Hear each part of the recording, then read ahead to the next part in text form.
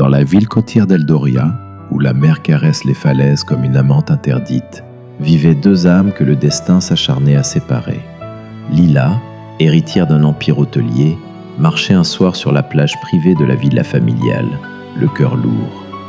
Elle devait se marier dans 15 jours avec un homme qu'elle n'aimait pas.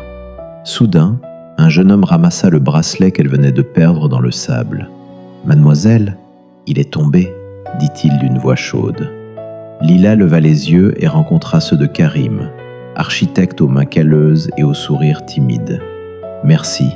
Vous n'êtes pas d'ici, n'est-ce pas ? » ?»« Non, je viens du port. Je construis des ponts pour que les gens se rapprochent, même quand tout les éloigne. » Ils parlèrent jusqu'à ce que la lune se lève. Pour la première fois, Lila rit vraiment.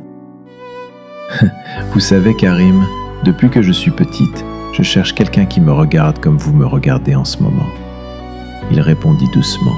« Et moi, depuis toujours, je cherche quelqu'un qui me fasse oublier que je ne suis pas assez bien pour elle. » Les jours suivants, ils se retrouvèrent en secret. Sur le petit quai abandonné, au coucher du soleil, Karim prit sa main.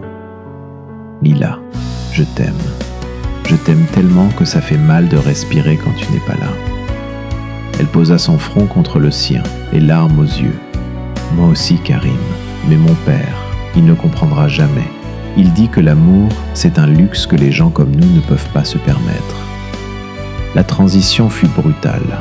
Un matin, le père de Lila découvrit les messages. Fou de rage, il convoqua sa fille dans son bureau. « Tu épouseras Selim dans 10 jours, un point c'est tout. Quant à ce petit architecte, si je le revois une seule fois près de toi, je le détruirai, lui et toute sa famille. » Le soir même, sous une pluie torrentielle, Lila courut jusqu'au vieux pont de pierre qui séparait leurs deux mondes. Karim l'attendait, trempé, le visage dévasté. Elle se jeta dans ses bras. « Karim, je ne peux pas te perdre, mais je ne peux pas non plus détruire ma famille. » Il serra son visage entre ses mains, la voix brisée par les sanglots. « Regarde-moi, Lila, regarde-moi bien. Je t'aime d'un amour qui ne demande rien en retour. Si demain tu portes son alliance, sache que mon cœur restera vide à jamais. Mais je ne te retiendrai pas. Je veux que tu vives, même si c'est sans moi. » Lila pleura contre sa poitrine.